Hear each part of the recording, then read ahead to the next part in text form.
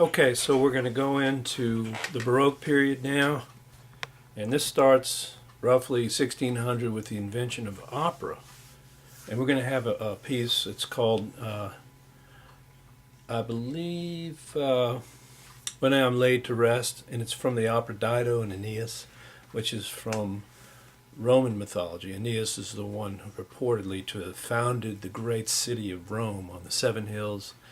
And of course, all Romans look to the Aeneid, which was written by Virgil back in Roman times, as their kind of like their national anthem or their national literature, the one crowning moment or the crowning work of art that defines who it was to be Roman. And of course, the Baroque people of the Baroque period were interested in all things of antiquity, because one of the things that I forgot to mention in the Renaissance was that it was a rebirth. Renaissance actually means rebirth. And what was reborn? Well, it was the humanities, the arts, the ideas that the Romans and the Greeks. So the Romans came from the Greeks, so the Romans emulated everything Greek. That's why we started out this section of classical Western music talking about the Greeks.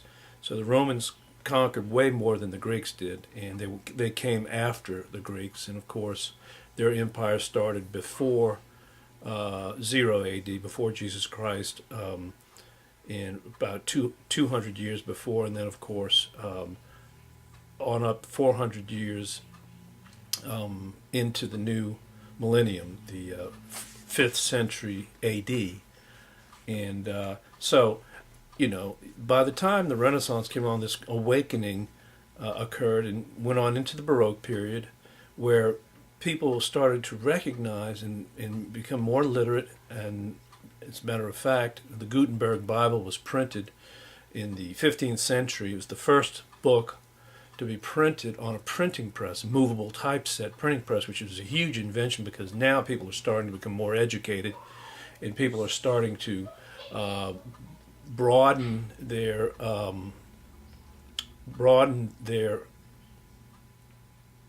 scope, their horizons. They're beginning to realize that there's more to life than just their small community, their small village, and so as they're becoming more educated, they walk around and they see all these ancient aqueducts and memorials, Greek ruins, Roman ruins. That they realized that there was a civilization, a great civilization, way before their time, and they were interested in learning about it. And so they created the classical Greek style of architecture, and they started to enjoy literature, prose, and poetry, especially pastoral poetry, where you had people writing in the old style, create literature, a body of literature that didn't have anything to do with the church, and it had to do more with humanism, and love, for instance, was a big topic. And of course, this rebirth created a whole new way of looking at life, and way of looking at art. So again, music reflects society, and so you have a lot more love songs, a lot more literature, drama. And so what better way that these thinkers around the time of Galileo and before Galileo's father, these thinkers, what better way to create art than to set it to drama, so set music to drama. So this idea led to a new way of writing music, music to accompany or to combine with words, literature. So now, instead of having this polyphony, like for instance, when you hear this right here,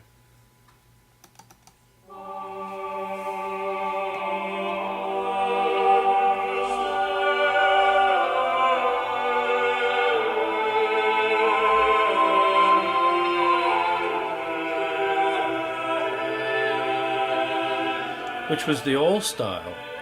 Can't really understand. Even if you could understand Latin, it'd be hard to really hear what the words were being said. And so this was an issue in the Reformation, and this was also an issue with these new breed of composers during the Baroque period. Monteverdi was one of them.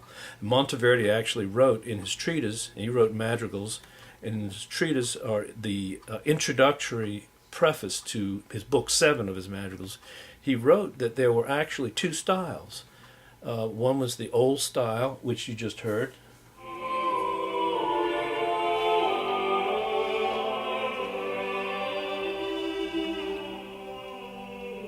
and that, of course, being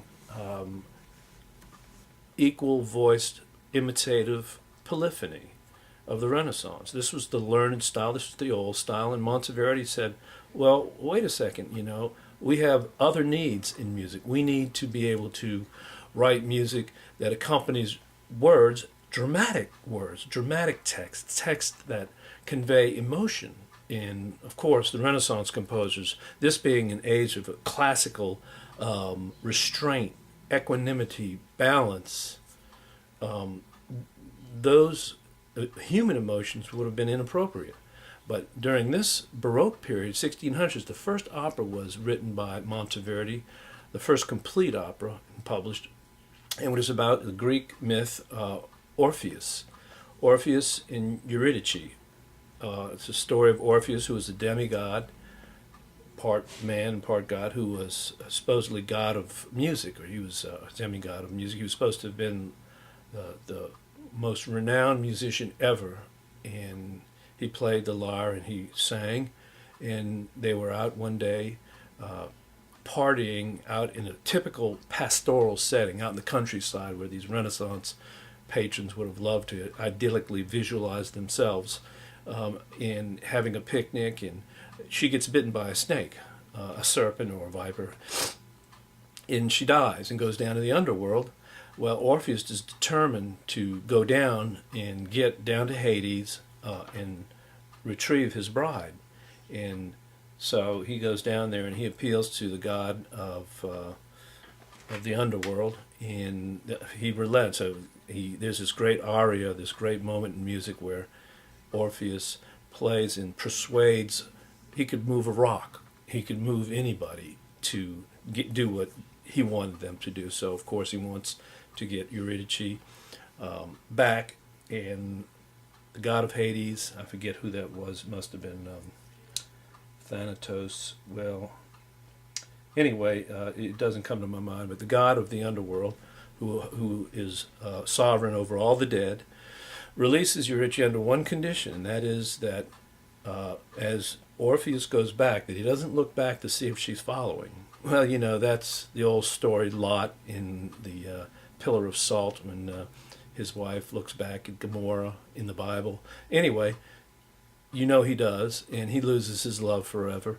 Anyway, this was the opera, and we're not going to listen to that one, but it was an important moment in history. But you can hear this new style, which is music for dramatic vocal declamation, dramatic vocal delivery, whereby there are two styles. There's an aria.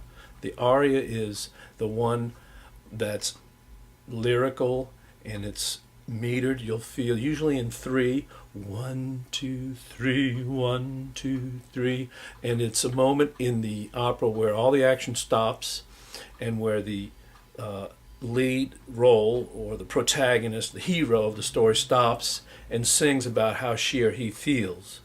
And the audience always loves that part of the opera.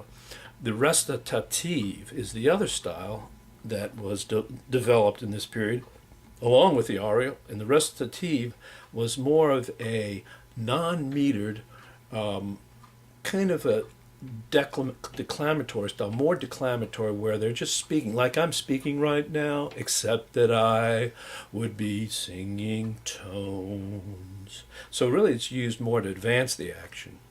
It's more to tell the audience what's going on, to deliver the plot. And so the recitative, along with the aria, were accompanied by basso continuo. Now that's a big word, and I'm going to let you see me deliver a basso continuo. We're going to figure out how to do that right now, and I believe we have a little bit of time right here. come on over here. Now, a basso continuo is kind of like the jazz combo, jazz rhythm section of the Baroque period. And here we have, I'm going to record this because I want to make sure that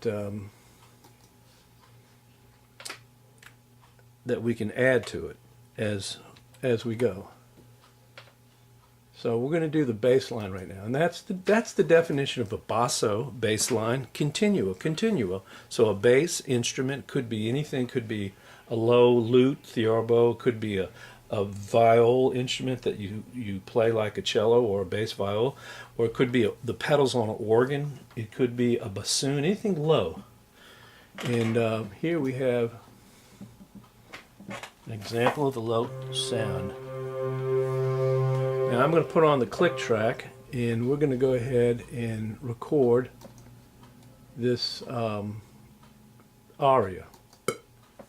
3, 1, ready, go.